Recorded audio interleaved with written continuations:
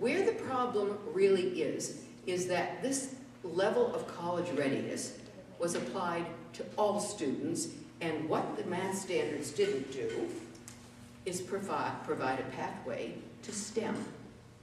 No pathway to STEM. In other words, the courses that you would take in your upper years of high school, trigonometry, pre-calculus, aren't there. Why they're not there, we don't know. And Jim and I have talked about this because nobody gives us an answer. Zimba didn't tell us why they're not there. CCSSO doesn't tell the country why they're not there. No state board ever asked, because apparently they can't read the math standards, so they couldn't notice that they were missing standards. And I'm not saying it that facetiously, because most of them are college educated, intelligent people, but unless you're in math, you're not going to be able to tell that those pre-calculus standards aren't there. I can't tell, because I don't know the subject. But somebody should have been warning somebody. That's what my legal issue is, because I think we should have known, parents should have been told, boards of ed should have been told, legislatures should have been told, governors should have been told. These standards only go up to Algebra 2 and will not prepare anyone for these other careers that we want. Now, it doesn't prevent high schools, I've had this argument tossed back, it doesn't prevent a high school from offering a trig course or a pre-calc course, but what's the incentive?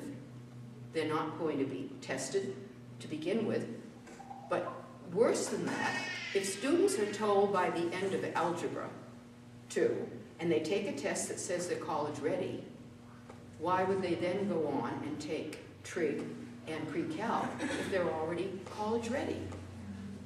Anyway, what Jim said as he looked at, I'll run through these very quickly. Number one, in the math in the elementary grades, the standard algorithms are taught too late compared to our competitors in other countries. That's one issue.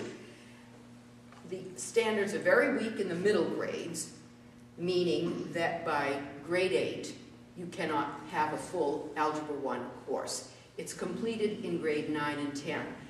What he then concludes, as a mathematician who also knows what's going on in other countries, is that American students will be about 2 years behind their peers by grade 8.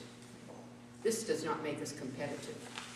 So when they say we're competitive, or that these are competitive standards, they're lying.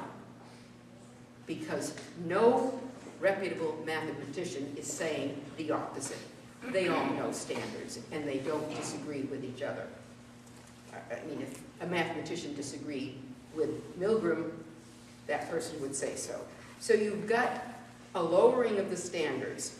And by the way, there's no acceleration possible, because some school systems say, oh, but we'll accelerate from grades 5 through 7 so that more of our students can take Algebra 1 in grade 8. They're ready. Well, there's no incentive to do that because Common Core's tests are going to be based on each grade level of the standards.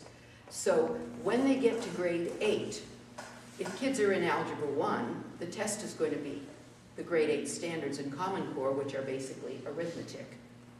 So those Algebra 1 kids are not going to be tested on the material that other kids would have been studying for that grade because they would have been in algebra material. This is a problem all the way through. No acceleration is possible for the more able students at any grade level in either reading or math, because Common Core's tests are age cohort based, which means the test is just for the standards they put at each grade level. Because if we have weak Algebra 2 standards in high school for math, a teacher prep program in math will only go as high as Algebra 2 for the future teacher of math. So at some point, once your current teachers retire or die off, the replacements will not be as competent as the older teachers who could teach trig and so forth.